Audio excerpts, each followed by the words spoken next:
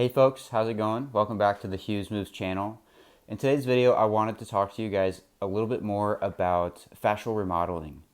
In my previous video, I talked a lot about how I work with fascia, not only hands-on, but also through mobility, and using what I would consider therapeutic exercise in that sense. I look at the body a lot differently than any conventional physical medicine model where you got a bum shoulder. Well, let's take a look at what muscles are hurting. I'm more interested in, okay, what's the fascial structure? What is the health and quality of that connective tissue around those areas? So in that sense, we get away from this model of looking at a specific joint, looking at a specific muscle, and seeing it much more as a connected line or a series of lines. Today's video is going to be focused around the sagittal plane. Most of us might be familiar with that. It's basically the plane where we move forward and backwards in space and time. In my opinion, this plane of movement is important because it's where we spend most of our time, whether it's hunched forward, looking at our phones on the computer all day long, or if we go to the gym and we do bicep curls in that sagittal plane, whether we do bench press in that sagittal plane, whether we do squats, sit-ups, everything.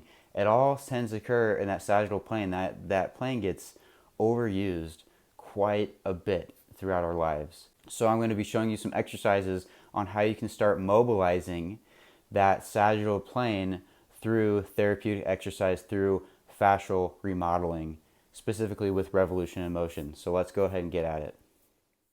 So I'm going to have this B-roll going on in the background. I might talk about the exercises a little bit, but I wanted to give you guys a little bit more frame of reference in terms of where I'm coming from. So the two main schools of thought that I use in terms of fascial manipulation, number one is going to be anatomy trains, where they talk about superficial and deep front and back fascial lines, illustrated here. The next one, and the one that I actually use the most, is going to be stechofascial manipulation, where they talk about retromotion and antimotion, so backwards and forwards, if you will, and that these lines are competing with each other to provide this line of tension so you can, hold yourself up from gravity, if you will.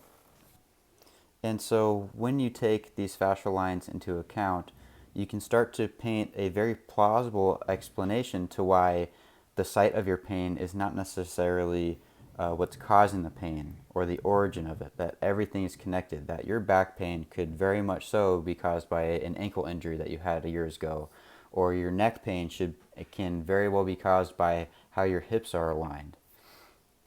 And so getting into the exercises a little bit, this one's called kneeling overhead rock. You can start to see how we are mobilizing that anti-motion line of opening up the chest, opening up the core, opening up the shoulders, things like that. Even this one here, squat to overhead reach, the same thing, slightly differently. Now we're starting to incorporate a little bit more of that retromotion line while still opening up the chest, again engaging the core.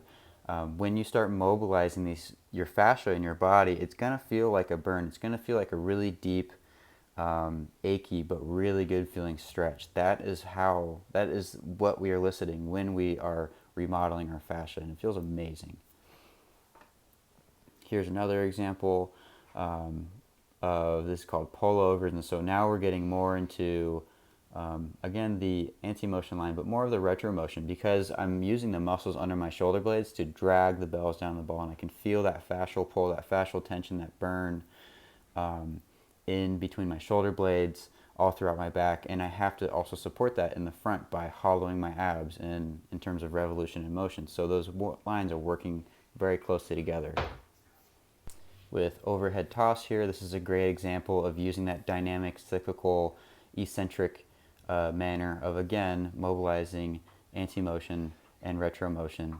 And then the final one here is called pike. And so even though we're, a lot of these movements feel like that stretch, that fascial remodeling, we can also focus on strengthening too, right? So with pike, basically the cue here is to raise my sacrum up to the ceiling by hollowing my abs, right? So you're getting that connected line all the way from your feet into your hands, and then you can add a little bonus there to get some deep core work in.